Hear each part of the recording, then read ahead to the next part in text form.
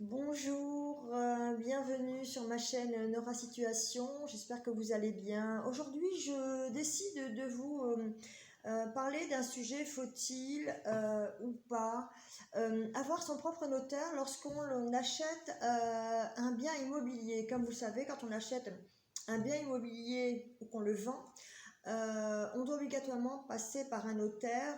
C'est lui qui va vérifier toutes les informations. Je rentre pas dans le détail, en tout cas, qui vont garantir qu'effectivement, voilà, le bien est conforme, en tout cas, à la vente ou à l'achat. Alors, en général, comment ça se passe? Le vendeur a son notaire, l'acheteur a son notaire. Alors, pour ma part, moi, je suis jamais rentrée dans ces considérations-là. J'ai plusieurs notaires, à tout vous dire. Je suis pas très fidèle, c'est pas très bien. Mais j'ai surtout à chaque fois choisi soit par rapport au délai. Il y a des notaires qui sont très surchargés et les délais, en tout cas de signature, sont extrêmement longs, ce qui n'est pas toujours, en tout cas, pratique quand on est un petit peu pressé.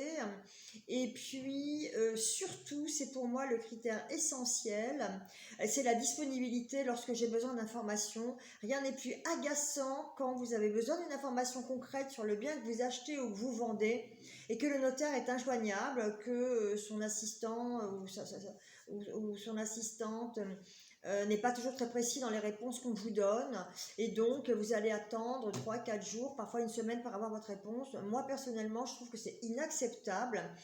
Voilà, donc par rapport à ça, ce qu'il faut savoir, c'est qu'effectivement un notaire est dans l'obligation, il a des obligations bien évidemment professionnelles, il est en tout cas s'il est professionnel, voilà. Pour moi, tous les notaires ont les mêmes obligations, les mêmes types d'activités. En tout cas, c'est régi par la loi. Donc, je vois pas en quoi on prend un risque à prendre le notaire du vendeur ou de l'acheteur si ça peut nous arranger.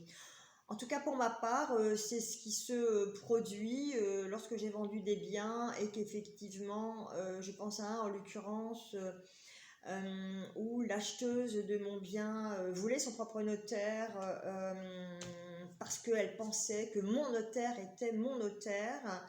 Je lui ai dit que c'était dommage parce qu'on allait perdre énormément de temps. La vente devait se faire pendant le Covid. Tout a été bloqué. Je lui ai dit que si elle faisait chercher un... Alors, elle n'en avait pas en plus d'attitré. C'était juste pour acheter le bien. C'est pas comme si voilà, vous avez un notaire familial qui va gérer toutes vos successions, etc., etc. Auquel cas, oui, il faut garder ce notaire-là. Mais en général, quand c'est pour une transaction immobilière, voilà, donc je lui ai dit que c'est dommage, que si elle était pressée, ben, il valait mieux qu'elle prenne en tout cas le notaire que moi j'avais choisi. C'était un débutant. Alors l'avantage des débutants notaires, c'est qu'ils sont très très disponibles et ça c'est très très agréable. Ils connaissent quand même bien leur métier. Quand vous avez une question précise à leur poser, ils font vraiment des recherches, ils sont disponibles et ils vous répondent de manière claire. Et moi en tout cas, c'est ce que j'ai toujours apprécié en prenant des notaires pour mes transactions immobilières. Alors au départ, elle a refusé. Et puis, voyant qu'en fait, elle obtenait pas du tout les réponses dont elle avait besoin vis-à-vis du notaire qu'elle avait choisi, eh bien, effectivement, elle m'a écoutée et elle s'est tournée vers le notaire que j'avais choisi, en tout cas pour la vente de mon bien. Donc, elle l'a acheté.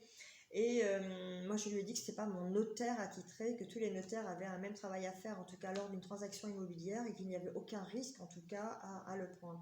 Et elle a été bien satisfaite, puisqu'on a gagné du temps. Si on a un notaire, en tout cas, pour les dates de rendez-vous, de signature de promesse ou de compromis de vente, ou de signature de l'acte authentique, c'est quand même plus facile d'avoir affaire à 3 interlocuteurs, l'acheteur, le vendeur, le notaire, plutôt qu'à 2 notaires, notaire-vendeur, notaire-acheteur, vendeur et acheteur. Voilà, j'ai trouvé que c'était beaucoup plus simple et c'est quelque chose que j'ai privilégié et gardé dans mes autres achats et ventes. Voilà, donc écoutez, à vous de voir ce qui est le mieux pour vous. Je vous dis, s'il n'y a pas de spécificité, un notaire a des obligations professionnelles qu'il œuvre pour l'acheteur ou le vendeur, c'est la même chose. Alors, il y a une petite différence quand même. Vous savez que les notaires sont payés bien évidemment sur la transaction, mais pas tout ce qu'on pense. Il y en a beaucoup qui vont à l'État. Mais en tout cas, il m'arrivait parfois de faire appel à un notaire que j'avais choisi lors de l'achat d'un bien, pour la simple et bonne raison que je pense à mon dernier achat, la notaire était super sympa, disponible, et puis j'avais envie de la faire travailler, puisque les frais, en fait, quand vous avez votre notaire et le notaire de l'autre partie, eh bien les frais sont divisés par deux. Alors quand il y a un notaire, en fait, sa rémunération est plus importante. Voilà, écoutez, c'est la seule chose.